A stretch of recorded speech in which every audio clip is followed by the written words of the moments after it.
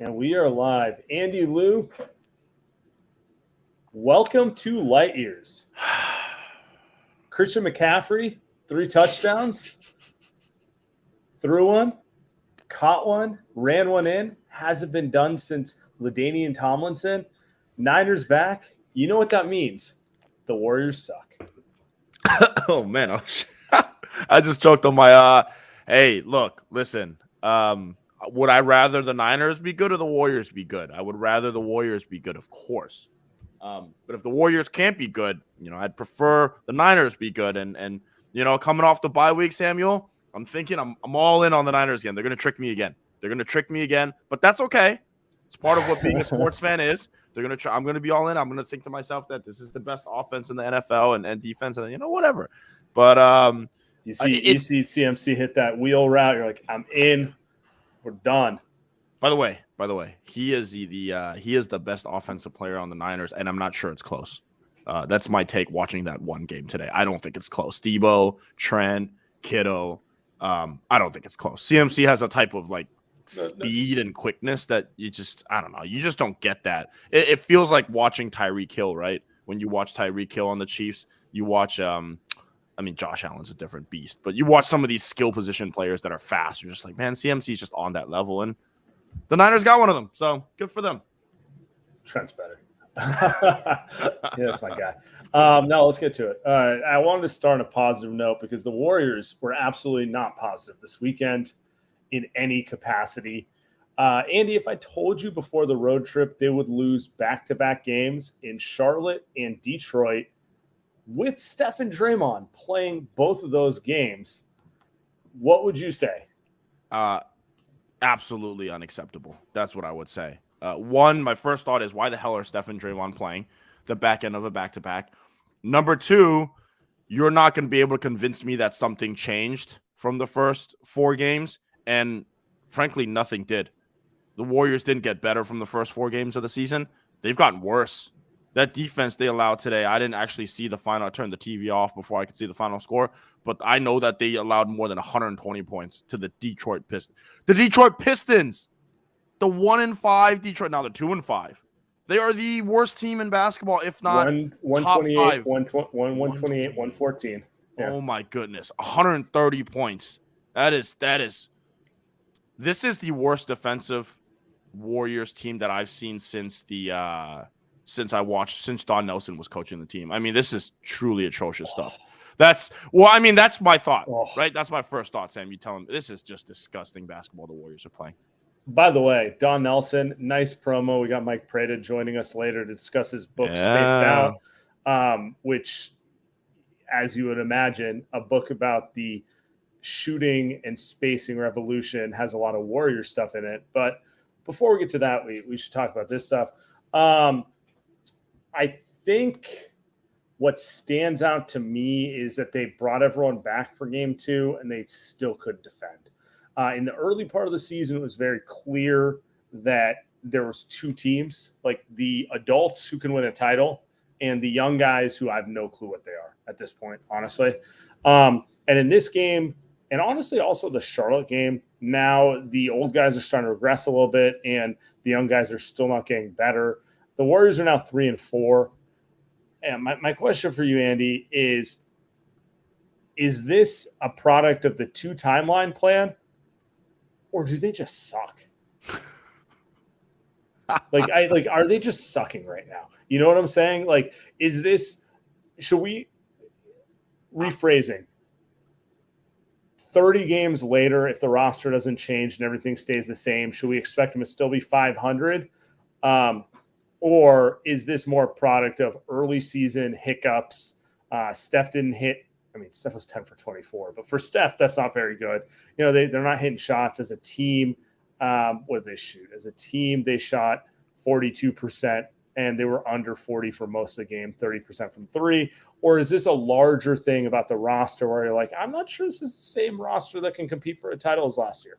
I think it's more that they just suck right now. It really is. To me, last night we watched them come back against Charlotte. We watched that starting lineup start the game disgustingly.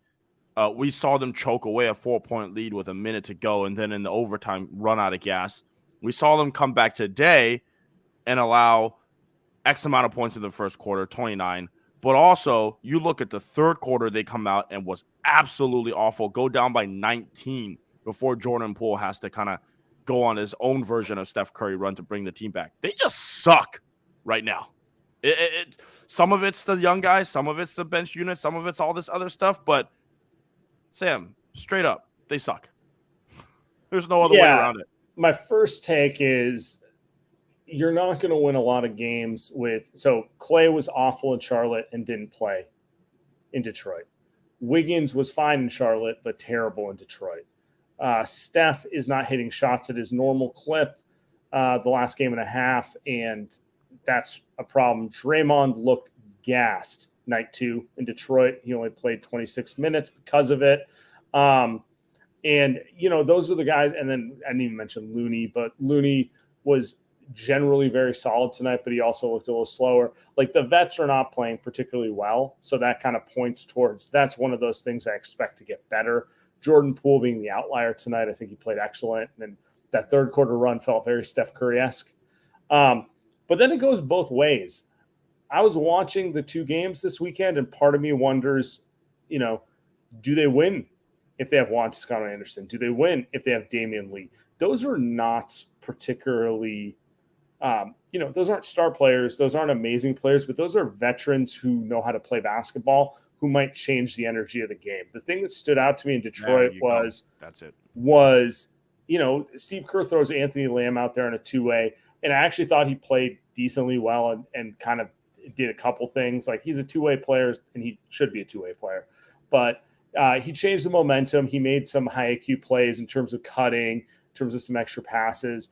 And those are the type of things you don't see from the Warriors' current young players. And those are the type of things that turn these into losses that were wins last year. Because last year, the Warriors come out flat because the vets are tired. Steve throws Damian Lee, Juan Toscano-Anderson, one of those guys out there, and the energy changes because those guys always bring energy. Completely agree. It's the energy part. Last night, I keep going back to last night because you and I didn't talk about this last night. We didn't do a show. Kuminga gets put in the game. I think Wiseman gets into foul trouble. Kuminga gets thrown in the game, and immediately you can see that he doesn't want to be there. You can see that he's not ready. 1, he's not ready to play, and 2, he doesn't want to play. And that's classic. He's a teenager with issues with playing time that it's becoming pretty obvious that he's having. JTA and Damian Lee, like you just said, never had those issues. JTA won the Warriors a basketball game. You remember that early last season where he gets thrown in and he just changes the entire tenor of the game. Really? And right now, Draymond looked a little hungover in that game. But yeah. I mean, probably was tonight. And then you go down the roster, and Patrick Baldwin's on there, Ryan Rollins on there. God bless their souls. They're trying to make it in the NBA, but my goodness, do they look miserable on the bench? It's like, why? Where's the energy? Where's let's have fun playing basketball. The only guys out there that are showing that they're having fun are 35 years old, man. Like, they're out there playing, and it's really, really, really hard to see that type of energy from those guys. Jermichael Green, another guy that's playing, but he's not playing as well as Otto Porter was to start the season, right? So it's painful right now because they're not good. But I think, to your point, the Warriors also just don't have the guys that can. You need those guys to get through an 82-game season, and those guys are gone now. And maybe that's a bigger impact than what I thought, because I definitely didn't think about that at all. Right? Maybe that's a bigger impact. Dante DiVincenzo is obviously out with a hamstring injury. That's one veteran. He wasn't on the team in the past, but that's kind of someone you count on to change the energy of the game, but also have the requisite IQ to play Warriors-style basketball. You take him out of it, I mean, it's 7 guys who are veteran, counting Jordan Poole, and 5 guys who are under the age of 21 on this roster.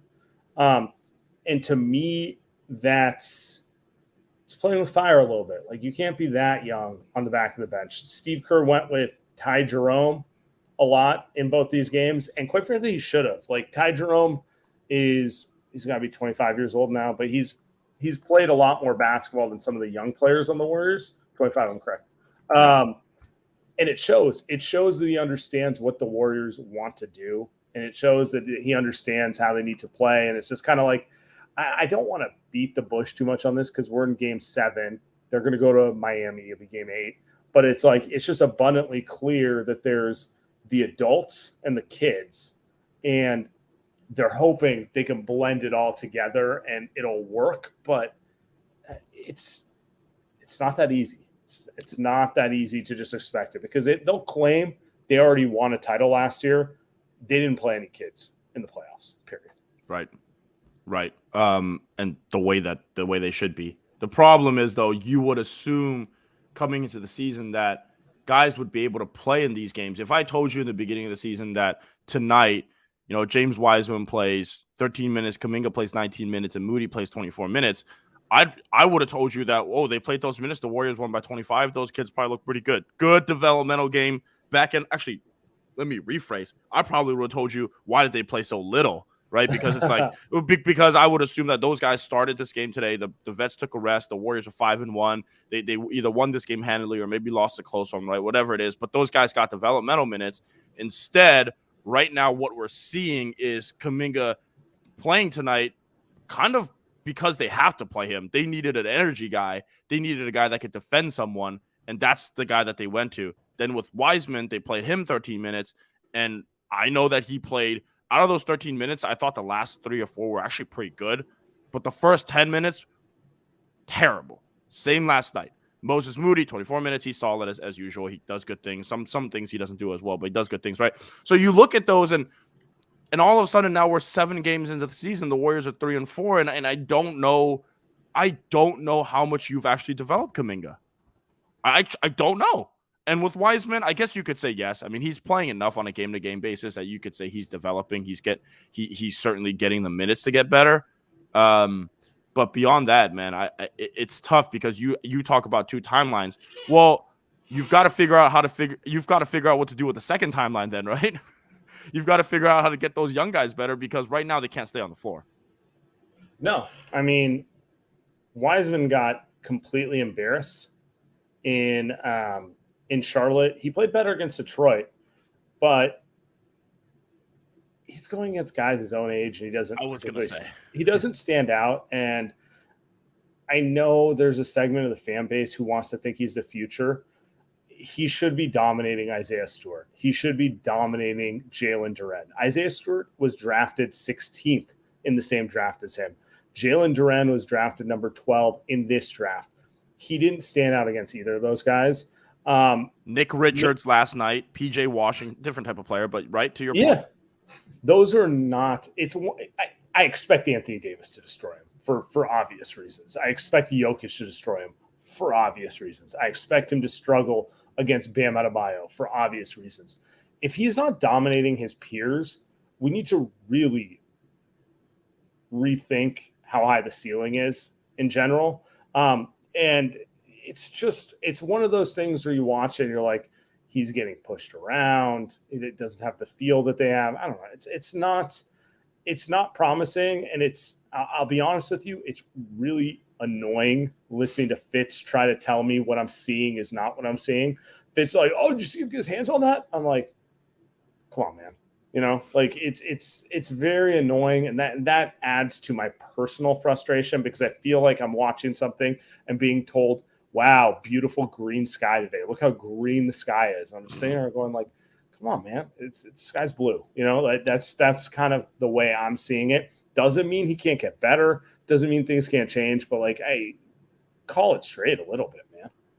My pushback on that is, I don't expect him to dominate his peers, but I agree on the point where you've got to at least show that you belong on the court. And I think throughout the majority, a lot of those minutes right now. And the thing is, when we talk about the Warriors struggling overall, it's not actually Wiseman's fault. He's not playing enough minutes. It's Draymond's fault. It's Clay. It's Steph. It's Poole. It's those Wiggins tonight. Those guys suck right now, especially defensively. So let's be very clear. They're losing these games because of those guys. They should have won last night. They should have won last night, right? And today, maybe they should have lost. Maybe that was a tougher game. They never actually led this game. But I think that the majority of the Warriors' issues right now are the main 6 or 7 guys just not being good enough. But if you want to talk about the second part, which is, hey, this season is a lot of the season depends on developing those young guys. And the season's long. Yeah. And the season's long. And out of the 3 young guys, because we're not counting Rollins and Baldwin, Kuminga, Wiseman, and Moody, I would say Wiseman is the best out of those, best out of that one. And then, Moody's the best out of that one. And then Wiseman and Kuminga are both terrible because Kuminga can't get on the floor because the coaches hate him, which is hilarious. That can't be good. And then Wiseman can't get on the floor, but he's awful whenever he plays. So I'm just sitting there. I'm like, all right, well, shit. And then the team's 3-4. So again, it's not like the sky is falling. I don't think that's kind of what we're saying. I just think it's not good. I think it's interesting that they're so obsessed with developing those two when so much of the Warriors' style is based on IQ and intuitive nature, and neither of them have it. Kuminga has it a little bit in terms of switching on defense, but that's about it. And Wiseman doesn't have it on either level. There's like it's one of those things where we'll see where it ends up. I'm not saying it can't get anywhere because things can happen, but I don't feel confident about it. I feel confident about Moses Moody because he clearly intuitively has it. His shot's got to get better. He's got to get a little better at exploring angles and he's got to get stronger and quicker. But it's like you can tell he's got the feel, and you can tell he knows how to play the Warriors style. All right, we pulled up a tweet here from Kendra Andrews. Steve Kerr says tonight's loss stems from the same issues: lack of ball movement, classic, defense, especially in transition, and fouling. Right now, it looks like a pickup game out there. Give me your initial thoughts when you hear that Steve Kerr quote. Steve is 100% accurate. I mean, this is 100% right. Steve has not done anything this season where I'm like, well, I've been frustrated about. Tonight, he made a funny move by inserting Anthony Lamb in, but it makes sense. It's not like any other player out there was playing better, so throw the guy in. Yeah, see what's going to happen. My only pushback is why the hell were the vets playing tonight? But again, those guys wanted to play, so they played.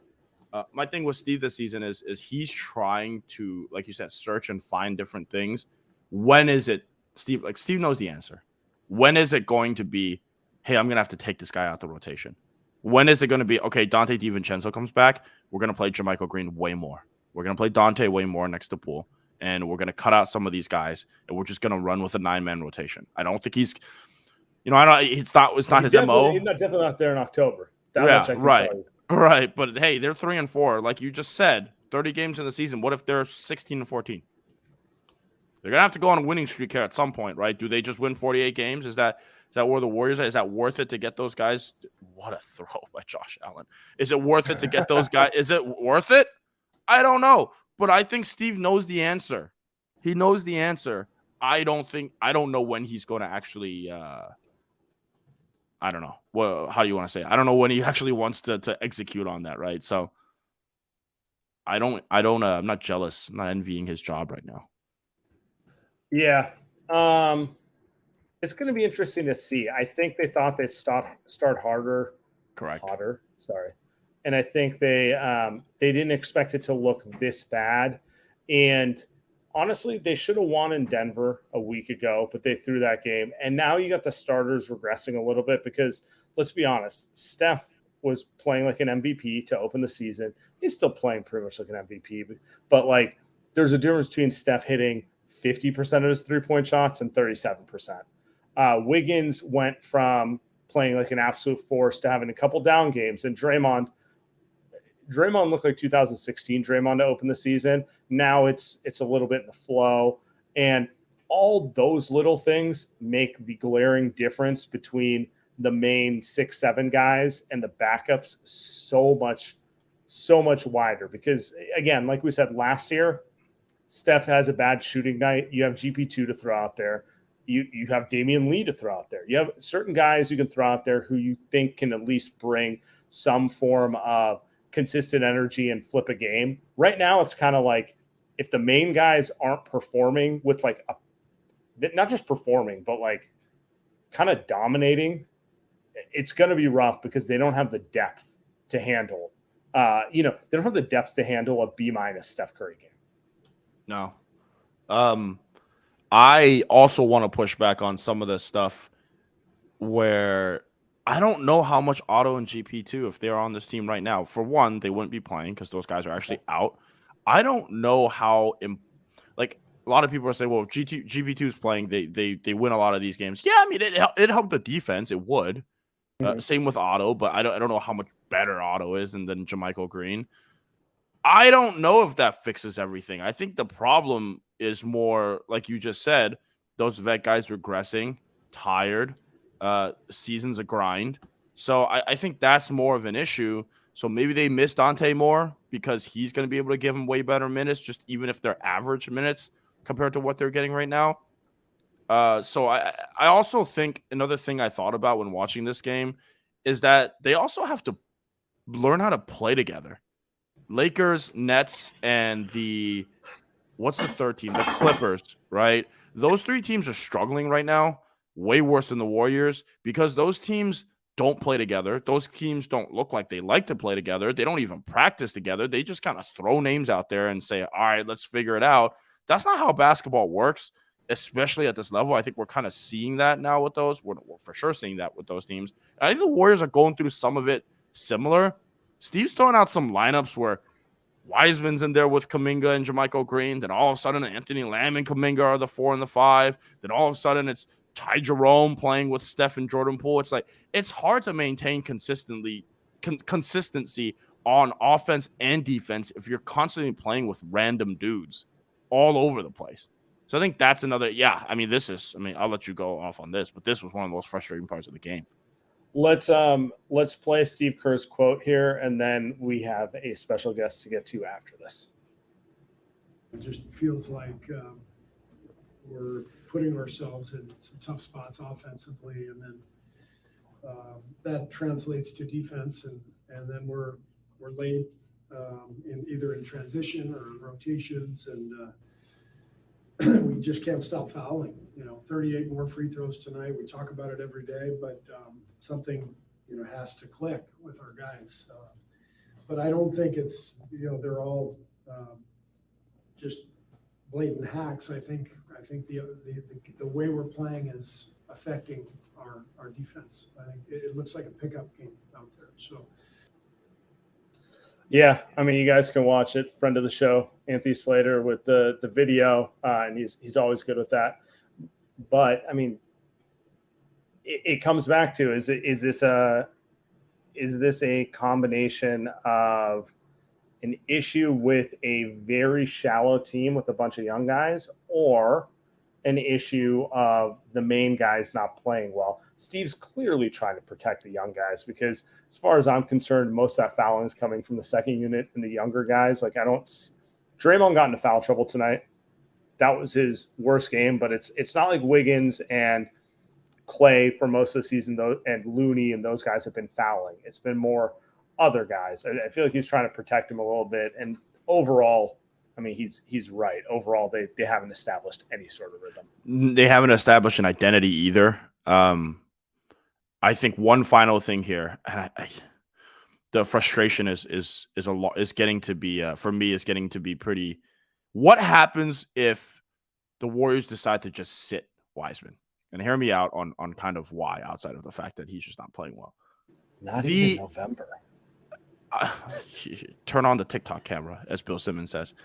The Warriors' identity, both offensively and defensively, is playing fast and playing with guys that you can switch with, playing with guys that can shoot, playing with guys with high IQ.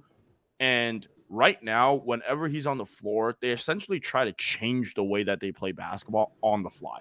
Offensively, they're running more pick and roll, which you and I love, but that's not really their go-to. Defensively, they have no identity, because I watched Cade Cunningham go right through him like I was guarding Cade Cunningham. And I think the 2K glitch defense, where it's like just, arms up. Yeah. Arms up, but there's no actual contest. And part of that, I get. He's not trying to foul, but I feel like the Warriors are adjusting who they are philosophically to what Wiseman is to compensate for what he is. So at what point do they just say, not cut the experiment, not anything like that, but just to say, dude, let's just go back to who we were and let's just play Warrior style basketball. You know what I mean? Let's just play with Draymond and Looney. Let's put Kuminga at the 4 or Kuminga at the 5. And let's just run, man. Let's shoot threes. Let's get these flurries out there. Let's get stops and let's go. And they're not doing that right now. And I don't know if I doubt it's all Wiseman's fault. But whenever I see him on the floor in his minutes, I feel like I'm watching a totally different basketball team. A very bad basketball team. So there you go. There you go. Wow, man. What a transition. It's like you knew we had a special guest coming on the show who wrote a book called Spaced Out about the positional revolution in the NBA. Mike Prada, how are you doing, my man? I'm good. I don't think that there's a single James Wiseman reference in the book. I need to control F it. Yeah.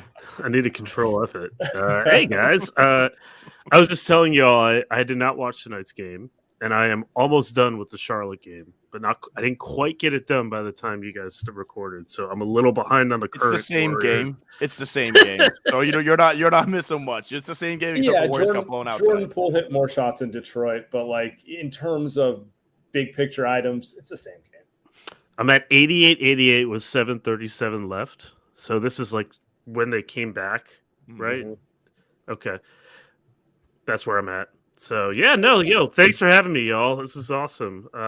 So bench James Wiseman, that will solve the Warriors' problem. I actually think it's Andy brought up something I've been thinking about, and like obviously we've discussed. It's your book in a lot of ways feels like a narration of kind of the Warriors, kind of like why they were good and basically how they redefined what matters in basketball.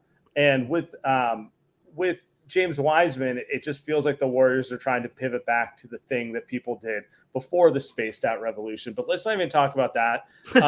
Why don't you start with giving like the high level pitch for your book, and then I have a bunch of questions for you. Yeah. All right. So imagine that once upon a time for 60 years of basketball, this is visual, right? Everybody can see me. Okay, good. The court was this big because people didn't shoot the three like they do now. And then over the span of 8 years, it basically went to this big. My hands are off screen on purpose, right? You can't see the screen. It's a slut. I mean, and then you didn't add more players to fill the space.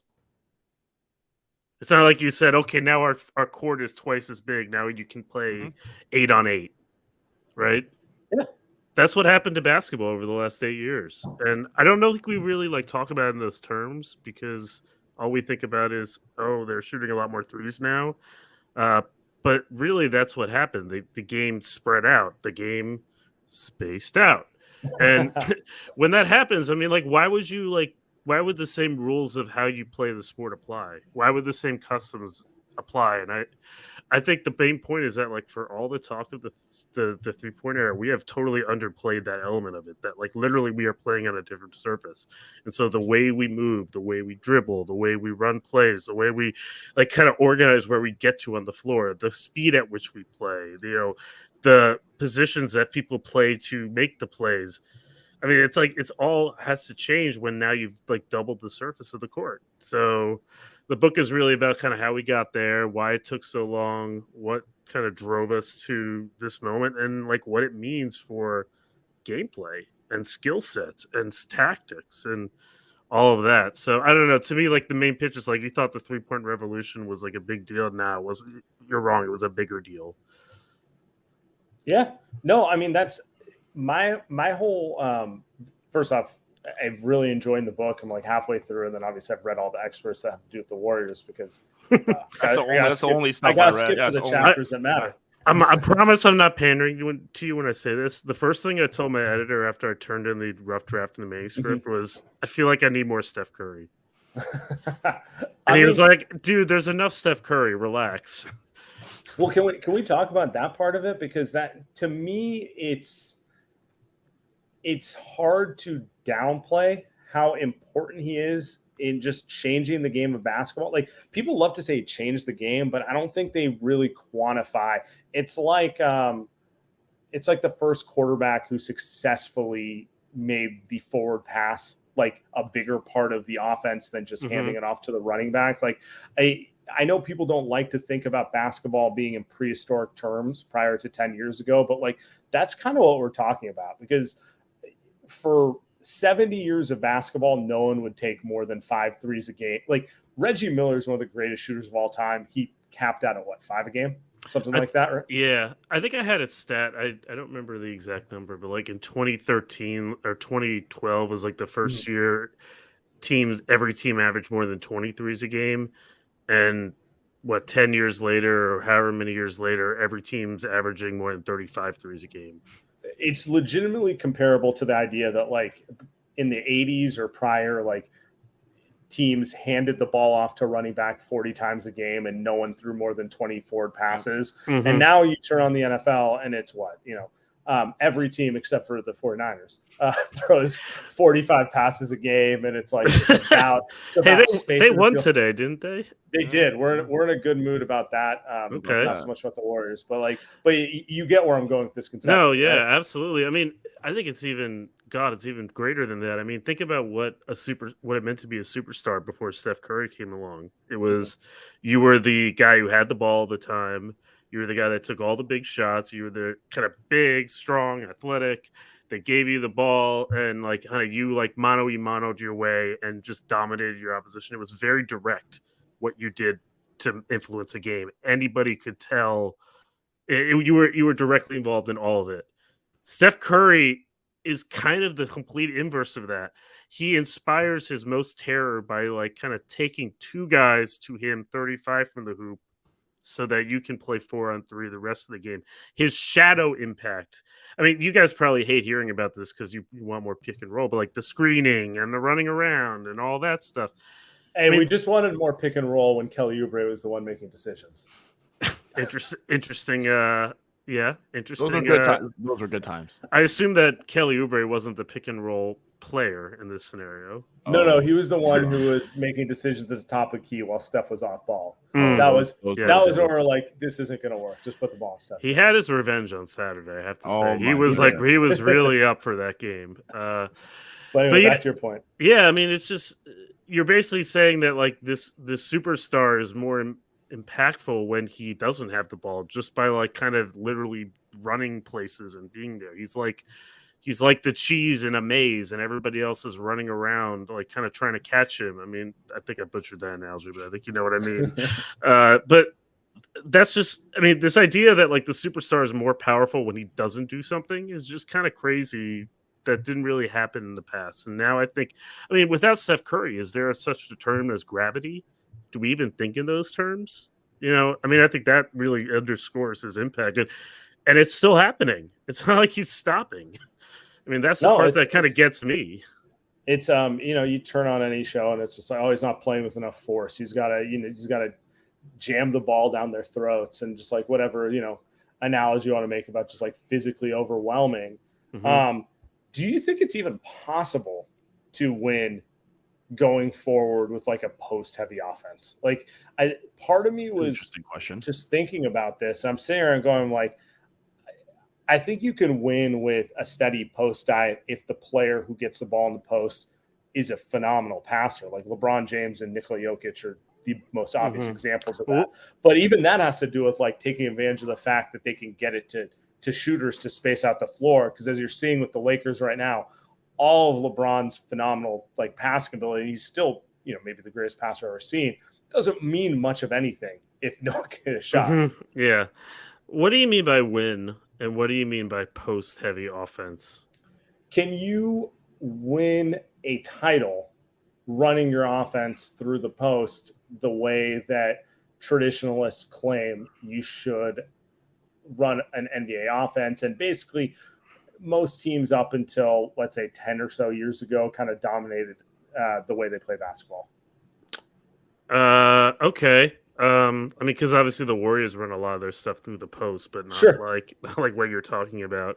Are you talking about like a touch to kick out, right?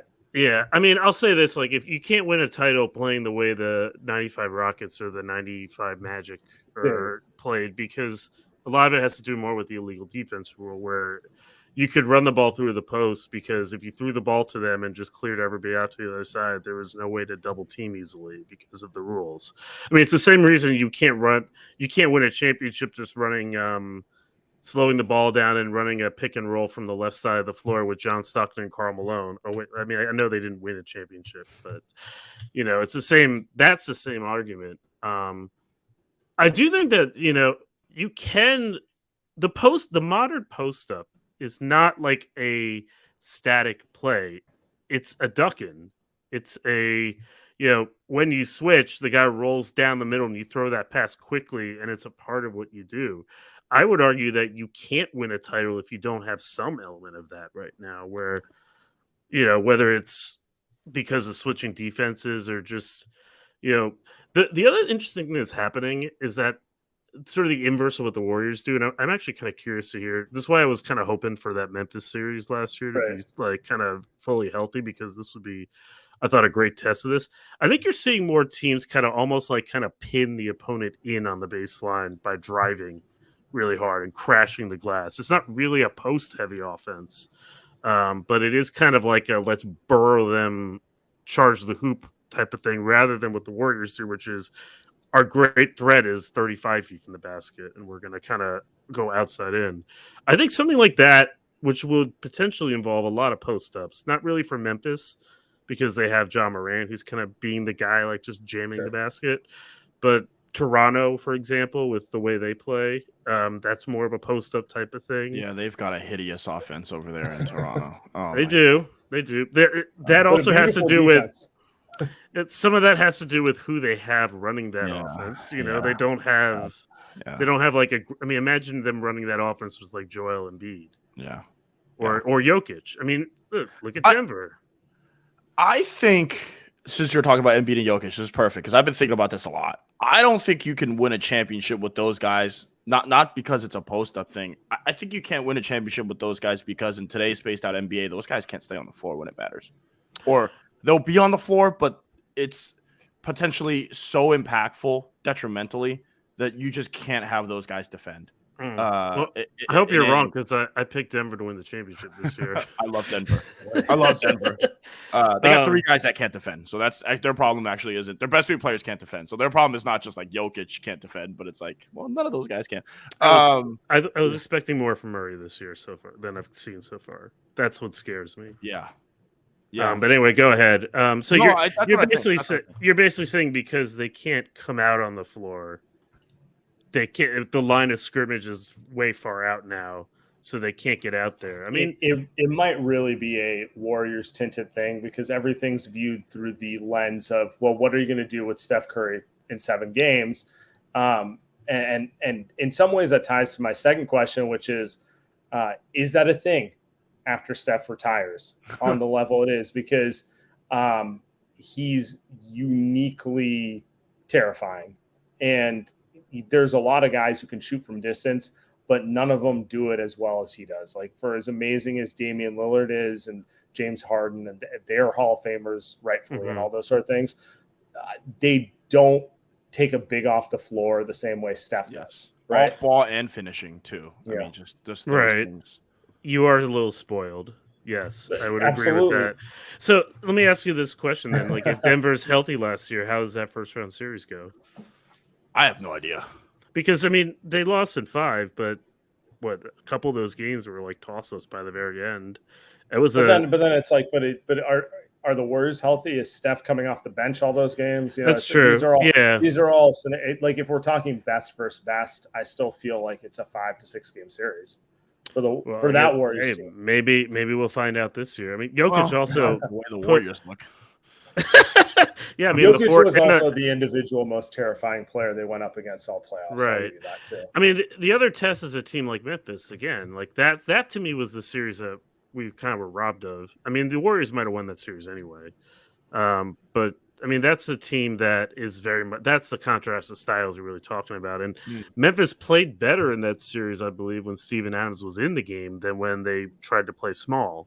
They played better when Ja was hurt. I mean, let's be honest. I mean, that's true too. They were better. I mean, Warriors also made the same mistake trying to go small, and then they played better when Looney played. So it's like sometimes Maybe you overthink it. Maybe you don't value the impact of an offensive rebound sometimes.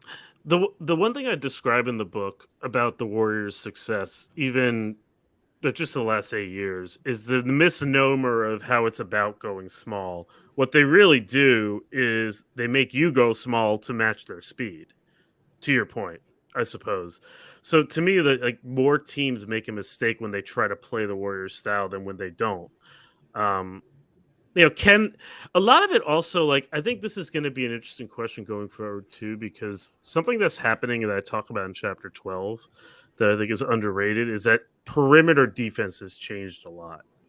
Not just on the ball, but just the degree to which perimeter players are helping in advance at the nail in the middle of the lane, the aggression of sort of their overloading and the speed of their closeouts.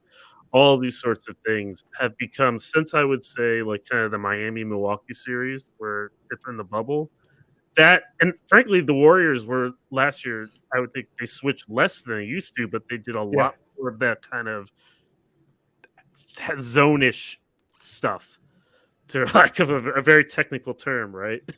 But I think that's happening a lot more around the league. And to me, I look at that and I say, with the right combination of players, and that might be able to mask some of the weaknesses of a Jokic or an Embiid. Obviously, if anyone plays the Warriors, I mean, that's a challenge. I mean, the Celtics had the best defense of the last 8 years, and they still couldn't stop Steph Curry. So to some degree, you might just be damned if you do, damned if you don't.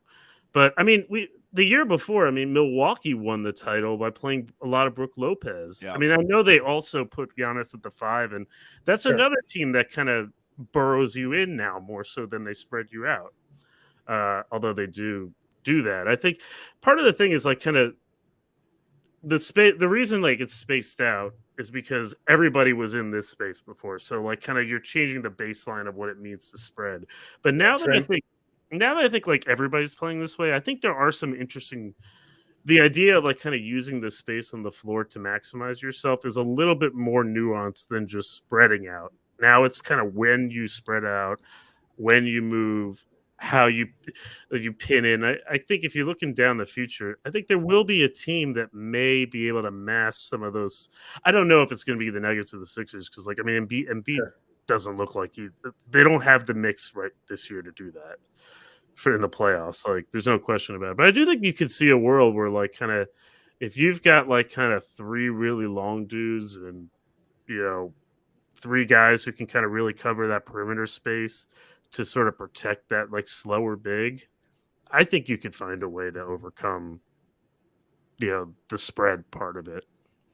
Doesn't it come down though more to defense? Because ultimately I agree with you, but it's can that player survive defensively enough so that you can take advantage of the mismatch they give you on the other end of the floor? And that's always the Jokic question, right?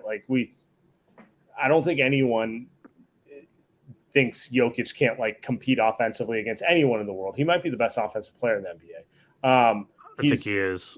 I mean, it's him or Steph, really. Yeah, I mean, he's phenomenal.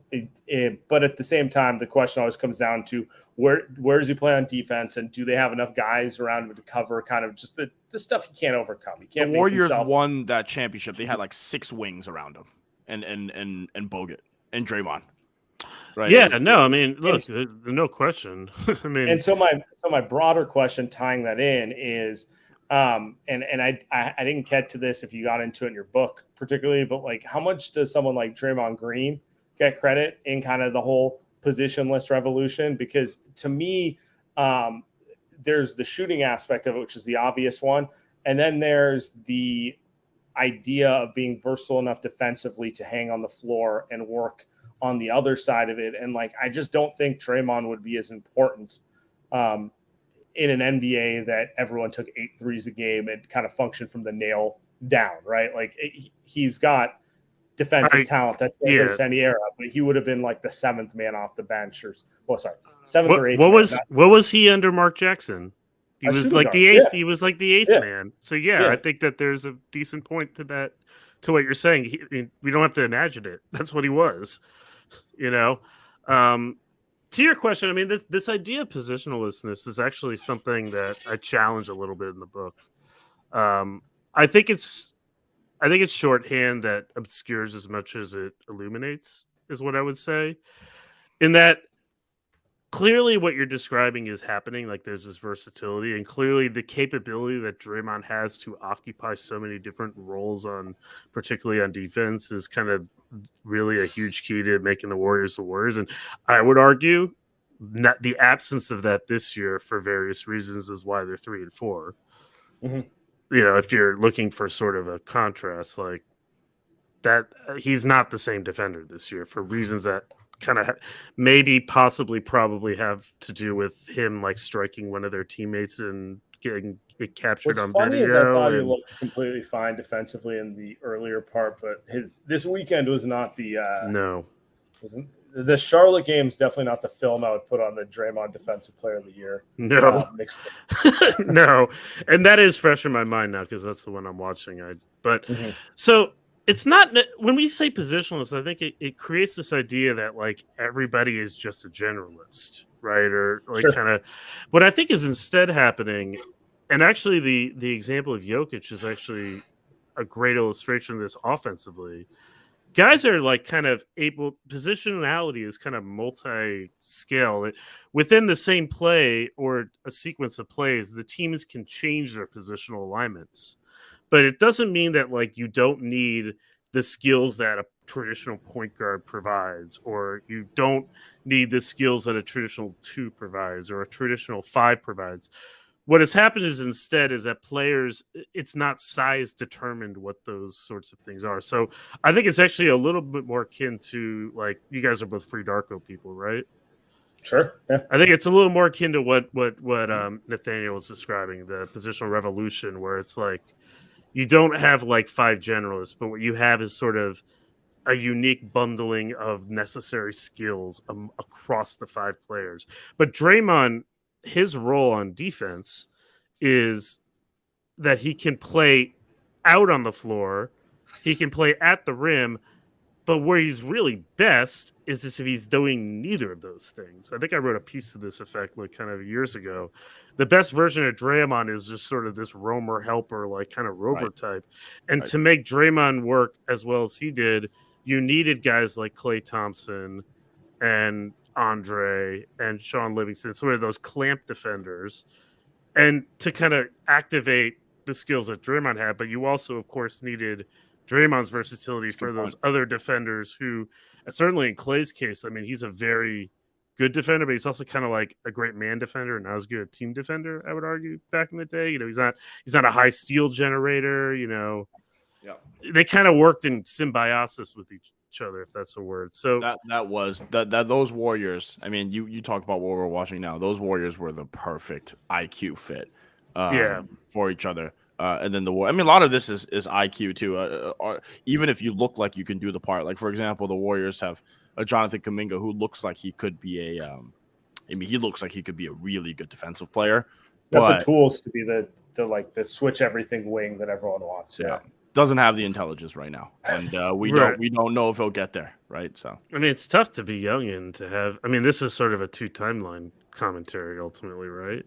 I mean, trying to score 20 points, not play defense. Nobody gives a shit about defense. That's why Draymond doesn't get plays defense till their 3rd contract. That's the rule. Yeah, that's facts. I mean, Andrew Wiggins suddenly became a defensive player, right? And now everyone loves Andrew Wiggins. I also don't play defense until my 3rd appearance.